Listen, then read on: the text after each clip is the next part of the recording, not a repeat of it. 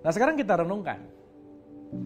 Bukankah kita sering mengucapkan innalillahi wa inna ilaihi rojiun? Nah ke situ lagi tuh. Itu memang esensial banget sih. Semua berasal dariku, kata Allah, dan akan kembali kepadaku. Di surat 57 ayat 3 dikatakan, dialah yang awal dan dialah yang akhir. Yang awal adalah dia, yang akhir juga adalah dia, gitu kira-kira. Kalau yang awal adalah dia, yang akhir adalah dia, berarti yang bukan dia tuh yang mana? Kan gak ada dong harusnya. Awalnya Allah, akhirnya Allah. Di antara awal dan akhir, ya tentu saja di situ pasti ada Allah, gitu kira-kira. Nah, apa sih maksudnya? Apa yang bisa kita pelajari dari analogi ini? Kita akan menyelami kata cipta itu bukan dari tidak ada menjadi ada. Tetapi cipta bisa kita maknai dari sesuatu yang memanifestasi menjadi sesuatu. Manifestasi. Jadi artinya apa? Menciptakan itu artinya memanifestasikan. Dan nanti kita akan mengerti. Di surat 24 ayat 35 misalkan, Allahu nur, aku adalah cahaya. Cahaya itu adalah energi. Lagi-lagi, energi itu gak bisa diciptakan, gak bisa dimusnahkan. Tetapi dia bisa bertransformasi gitu. Nah berarti, langkah awal dalam ma'rifatullah, langkah awal dalam kebangkitan spiritual, mari kita merubah mindset kita dari kata cipta, bukan dari tidak ada menjadi ada, tetapi dari satu sumber memanifestasikan menjadi bentuk yang lain.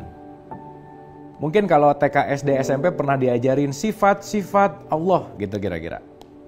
Pasti kita selalu mengingat nomor satu adalah wujud, kidam, bako, dan seterusnya.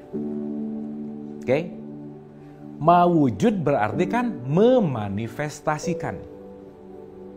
Berarti kalau aku menciptakan, bahasa sederhananya sekarang yang bisa kita ambil, aku memanifestasikan diriku. Sehingga begitu kita mulai sadar bahwa ini semua adalah manifestasi datang dari sumber yang sama, kita akan mulai mengenal Allah.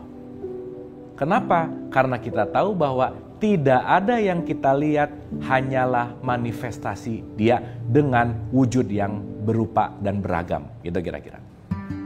Sekarang kita melihat dari drama kosmis awal penciptaan manusia. Ketika Allah membuat satu sistem bersama malaikat, di mana di situ nanti kita akan mengerti tujuan dari penciptaan ini semua itu untuk apa sih? Nah, saya kasih contoh sederhana.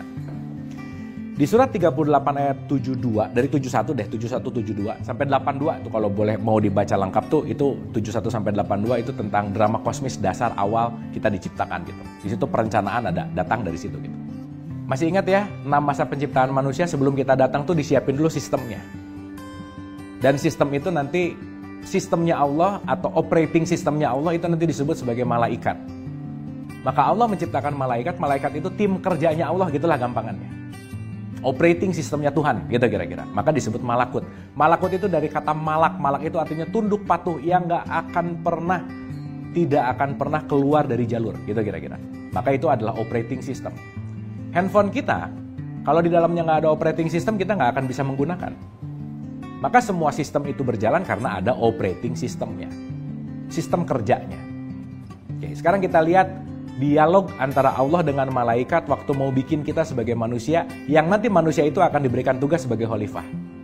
Ingat ya, kita udah bahas khalifah, mudah-mudahan kita semakin luas nih menghadapi kehidupan ini.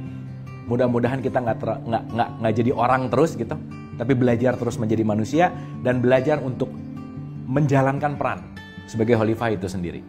Di ayat itu dikatakan begini, ketika Allah berfirman kepada para malaikat, dia bilang, aku akan menciptakan manusia dari tanah. Nah, dari tanah. Nah, ini menarik sekali nih. Sadarilah, ketika kita bercermin, kita ini adalah tanah yang diberi bentuk. Ini kan tanah nih sebenarnya, cuma dikasih bentuk. Maka kita ngelihat ke siapapun kan sebetulnya juga ya tanah-tanah juga gitu. Maka apa yang bisa kita ambil analogi dari tanah? Kita nggak bisa merasa lebih baik, kita nggak bisa menjelekkan siapapun. Karena kenapa? Bahan baku kita ini sama. Yang membedakan itu egonya. Maka belajarlah kepada tanah. Tiap hari diinjak tapi harganya naik terus gitu kira-kira. Dalam tanda petik gitu ya. Kita bisa menganalogikan ini dalam kehidupan kita gitu. Supaya kita sadar juga. Gak terlalu esensial kalau saya ngerasa lebih baik dari dia. Oh, orang sama-sama dibuat dari tanah kok gitu kira-kira. Dan kesadaran ini akan membuat kita untuk semakin humble. Menghormati. Menyadari bahwa kita ini sebagai manusia bahan bakunya sama. Udah, gak usah ngerasa lebih baik gitu. Dan kita gak punya hak untuk menjudge. Ingat, di surat 68 ayat 7, yang paling tahu mana yang lurus jalannya, yang bengkok jalannya, yang benar, yang salah, yang maha mengetahui itu hanyalah Allah, yang bisa ngejudge itu hanyalah Allah. Titik. Jangan mengambil peran Tuhan di bumi. Peran kita tuh cuma belajar, bukan untuk menilai. Begitu kita ngambil peran yang lain, ingat ya, itu pasti kita akan capek gitu menghadapi hidup. Gak akan flowing, gak akan mengalir, gak akan bahagia. Susah untuk tenang aja. Apalagi mengambil perannya Tuhan untuk menilai gitu kira-kira.